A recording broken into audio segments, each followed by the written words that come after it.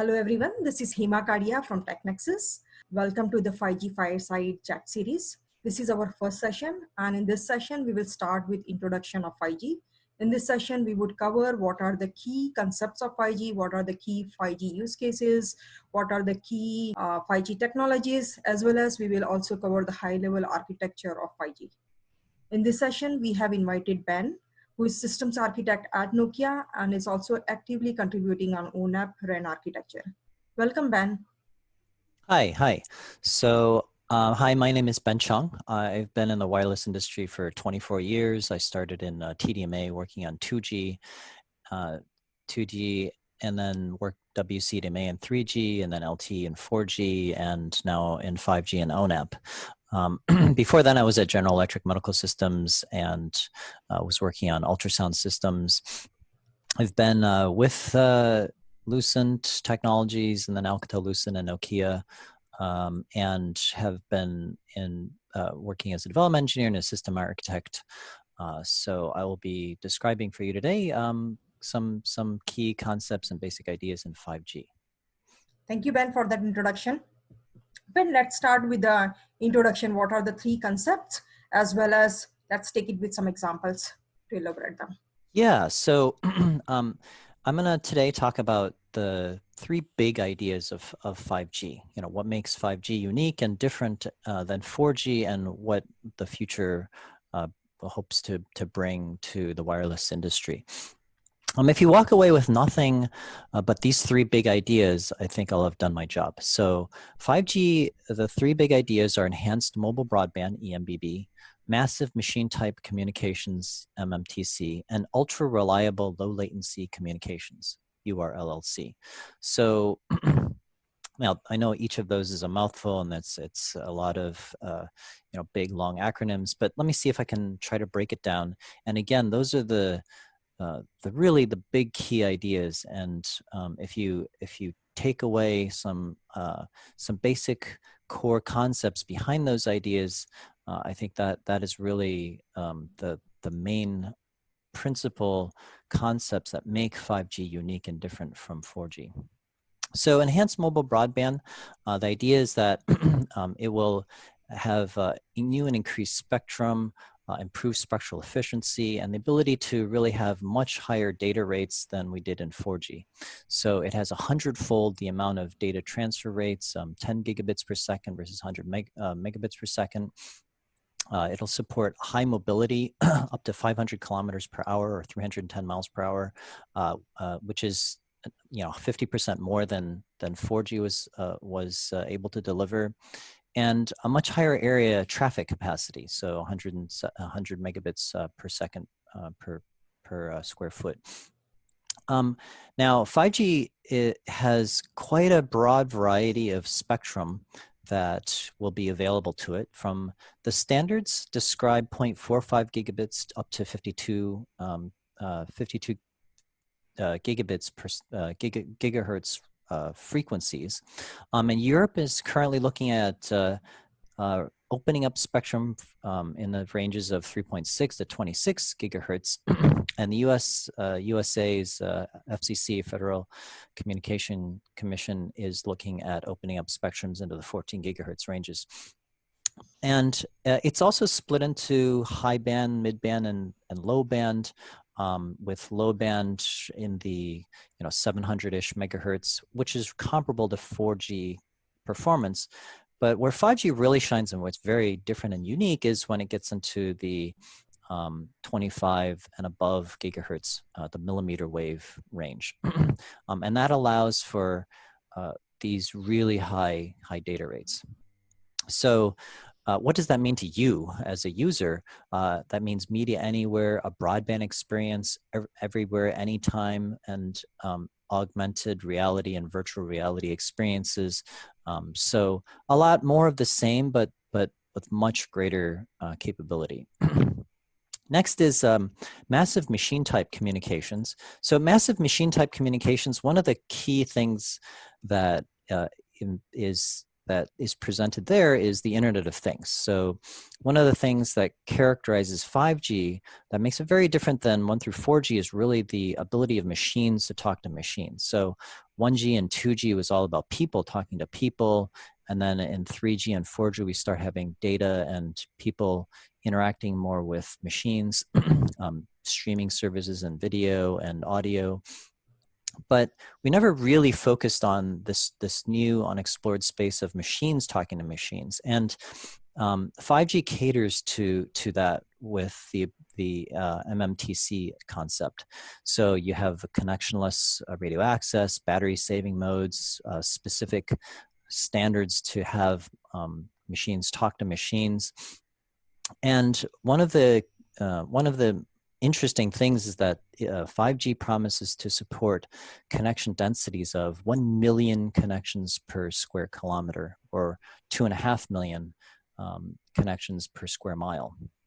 So that works out to, I kind of did a back of the envelope thing, about 1 connection per square foot, right? So you'll have, that's 100-fold the amount of connection density that 4G has. Now the concept of IoT isn't new. It goes back to 1982, actually, where CMU, Carnegie Mellon University, first connected a Coke machine to the internet. That was the first connected internet appliance. And in 2008, that was a tipping point where basically there were more things connected to the internet than people. So, but those things are not necessarily talking to each other in any meaningful way. And 5G is one of the gateway technologies which will open up a whole new world of smart devices and devices that can be aware and talk to each other. So IoT is actually split into kind of sort of four big categories. One is consumer IoT, where vehicles, smart homes, wearable technology, connected health, and appliances are talking to each other. And then there's things called commercial IoT, so where you have like medical devices, transportation type systems, vehicles, and things in buildings talking to each other. And then industrial IoT, also known as IoT. So there you have like sensing, processing information, actuators, and things in farming, things in industry talking to each other. And then finally, infrastructure IoT, where you have devices on bridges, devices in rail, trains, all monitoring and talking to each other. So massive machine type communications really is massive, lots of connected devices. Machine type, meaning machines talking to machines in a communication through 5G. And finally, URLLC, ultra reliable low latency communication. So one of the key things that you should also take away from this talk is that the latency of 5G is 1 millisecond round trip time. That's the promise of 5G, right? So there's lots of things there's lots of technologies and lots of, that you'll hear about in future Fireside chats, which will talk about how we can achieve that super low latency. And that super low latency, though, is, what does it mean to you, right? Well, in 1G to 2G to 3G, where we have about 150 millisecond latency, your ear can detect a difference of about about that range, right? About so at 150 milliseconds, if I were to skip in audio, you could tell that difference, right? You could hear that difference. Below 25 milliseconds, you wouldn't be able to tell. But then we go into to say 4G, where we have 90 millisecond differences, and there your sense of sight can tell, right? So why is a refresh rate of screens at 60 hertz, right? So each frame on a screen is on the screen for about 17 milliseconds or so, and there your vision, your sense of vision can sense that difference. When we come down to 5G with the 1 millisecond round trip time, that's haptic, right? Your ability, your sense of touch can detect that difference.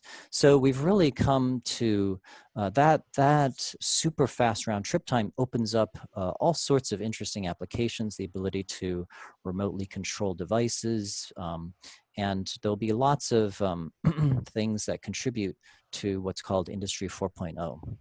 You'll see in a lot of white papers and things talk about Industry 4.0, where really we're talking about like smart factories and devices that can also make use of the massive broadband slicing and Internet of Things to have all sorts of smart things in factories. You'll also see lots of, there's hundreds of applications if you look online for 5G. Some simple ones are like remote surgery and examination, where a doctor can can look at a patient in a battlefield situation halfway around the world, or smart infrastructures and smart cities where buses can know where to go, or driverless vehicles can navigate a city smartly, or where something can tell you where there's a parking space open dynamically.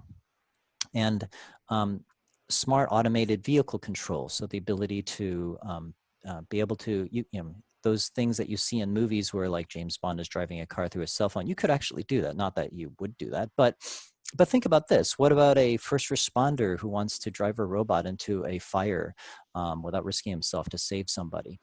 That kind of thing is possible with 5G. So enhanced mobile broadband, the ability of much higher access rates and transfer rates. So in the in the day, you would have been able to. It would have taken hours to download a movie, right? In 3G. 20 plus hours, right? So a movie is like 4.4 gigabytes, right? And at 384 kilobits per second, in the early 2000s, right, it would have taken about 20, 25 hours to download a movie. In 4G, where you have 100 megabits per second, right around 2010 or so, it would have taken about 6 minutes, 5-6 minutes to download a movie. With 5G, with 10 gigabits per second, you'll download a movie in under 4 seconds, so it's about 3.5 seconds. So, that gives you a sense of the power of 5G with enhanced mobile broadband. And again, just the massive machine type communications with 1 million devices per square kilometer. It's estimated you'll have 10 to 100 devices per person, and they're all talking to each other. So not just your appliances like radio and car and refrigerator, but also in a factory where you could have lots of devices and sensors all over a city that can tell you, where there's danger, or or to help you find your way and things like that. And then finally, URLLC will open up a huge avenue of new applications, which will allow people to control things at that haptic level. So, okay. Let's Thanks, move on. Ben. Then Yes. let's also go over the high-level 5G architecture. I know that this diagram I've taken from the industry perspective, and I know that you have been actively working on the ONAP RAN architecture. So I would like to understand both from the industry perspective as well as your experience from the ONAP RAN architecture perspective, how the overall 5G solution looks like. Yeah, so so this diagram kind of shows you some sort of 3 levels: the service level, the network level, and then the resources and functional level of a 5G network.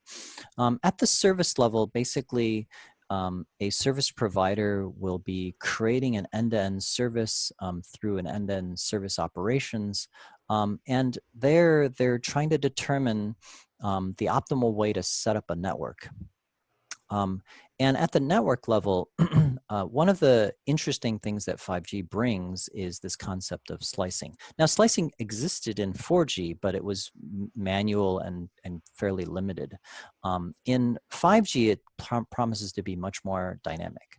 So a slice basically allows you to set up a communication link with a group of users for a specific data flow, differentiating quality of service, giving priority between these types of flows. For example, like you could have a public safety slice, which would give higher priority to first responders and firemen. Dedicated network functions and segmentation, and then basically it takes in to input things like throughput and latency, reliability, and security, and it can look at those requirements on a particular kind of slice and define the tailor things to use that slice. So some examples here are where vehicles are talking to each other, the concept of platooning, where pods of vehicles are traveling together, and smart utilities or a connected city, where basically you might have an IoT slice. In fact, if you want to read more, it's in 3GPP-TS 23.501. The 3GPP standards actually defines 3 basic slices, and you can imagine those 3 basic slices are, no surprise, EMBB, MMTC, and URLLC. So meaning that I could have a slice just for people talking or doing their things that they normally would do with their smartphones. A massive machine type slice where basically I have a slice dedicated to Internet of Things, devoted to things that are communicating not so often on the network to preserve battery life, and their devices talking to each other who have special needs. And then you can imagine a slice related to ultra low reliability, low latency communications. Somebody is controlling a robot, let's say, far away. So now those slices basically are controlled through the SMF, the session management function, the UPF, the user plane function, the AMF, the access management function. And the UPF is basically can select a policy. It has it works with the unified data management and also interfaces with the online charging systems. The user plane function basically defines connection points and routes packets and forwards information, and can detect a service data flows and handles per flow quality of service and traffic usage reporting. And the access management function is all about basically keeping track of where your mobile is, so you can register. It makes sure that the UE is always reachable, and establishes and releases, control plane signaling and handles your mobility. So in 4G, we had the MME and the serving gateway. Those are essentially replaced by these AMF, UPF, and SMF functions that dynamically allow you to control slices. And then finally, at the resource and functional level,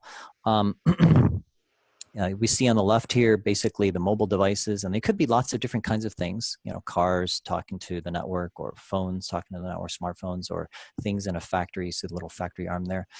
And so they're basically talking to mobile, and it's showing towers there, but basically in 5G, depending on, at those low bands, you might have towers, right? You might have a reach of miles or more. But where you get to millimeter wave communications, 24 to 50 gigahertz, those towers are going to look like little radio heads, basically, and they only have a reach of 50 to 100 meters, so they're going to look a lot more like the router in your house, right? That's maybe on an antenna or a telephone pole.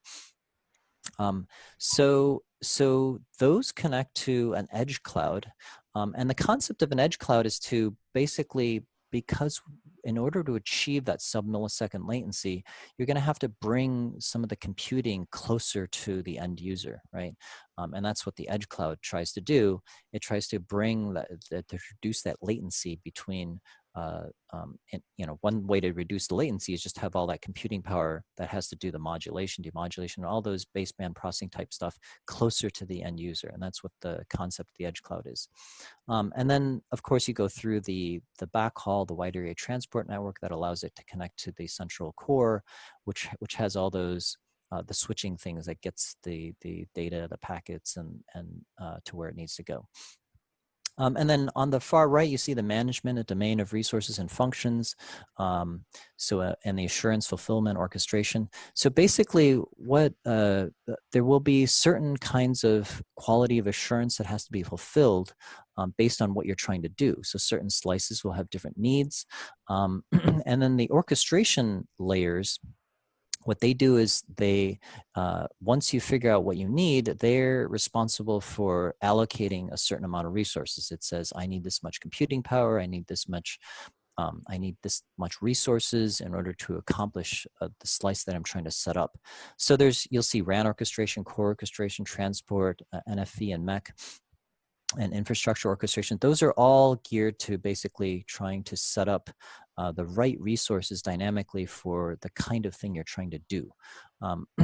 So there's lots of, you can look up service-based architectures, that there's lots of things that describe how to orchestrate those resources in order to achieve what in order to come together to achieve what you need to do. So that's the basic, and you see it's also, you see at the top upper left there, it's called a recursive model. And that basically means that you can set up something and it can dynamically scale. You can use it again in a smaller localized thing or at a much larger scale, and it scales easily. That's the basic concept there. Yeah. Okay. Ben, from a ONAP RAN architecture perspective and the core architecture perspective that you've been working on, do you want to add some points from that perspective as well?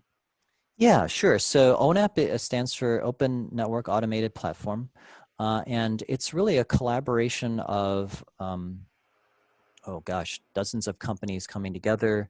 I'm working, it's one of my primary things that I'm working on now.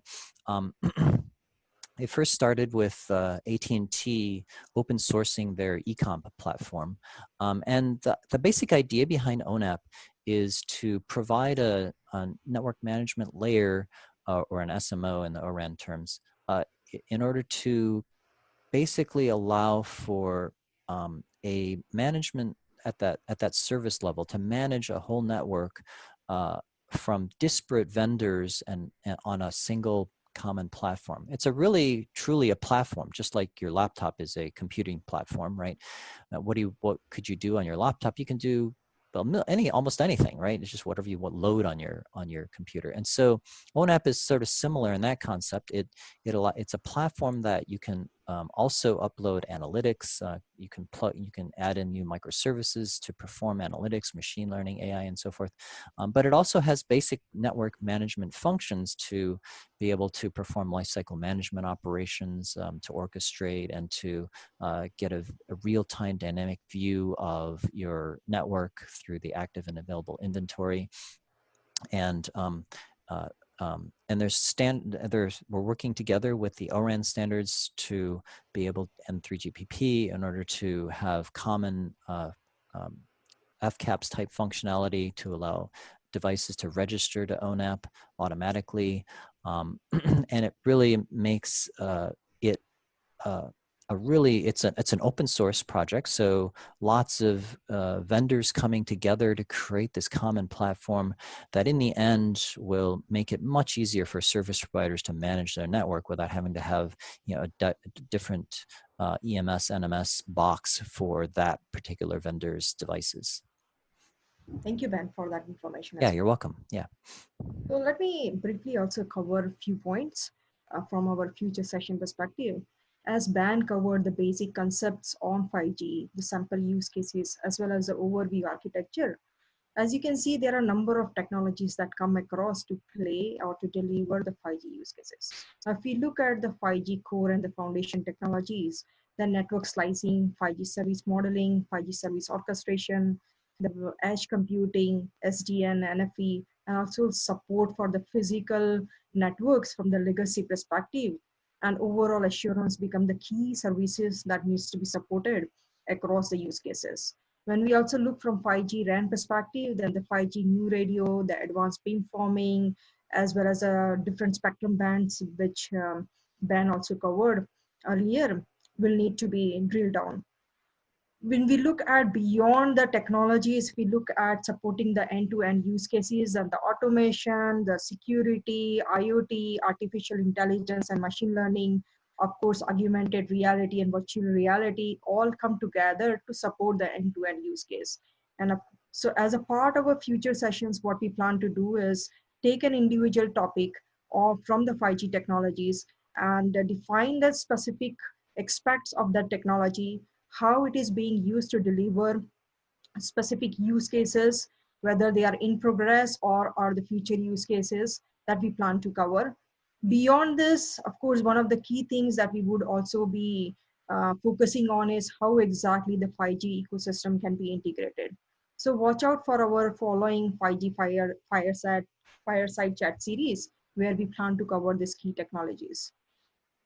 Thanks again, Ben, for this very informative session on 5G. We Yeah, appreciate thank your you. time. Yeah, We appreciate your time, and we'll definitely look forward to speaking with you again in the future series.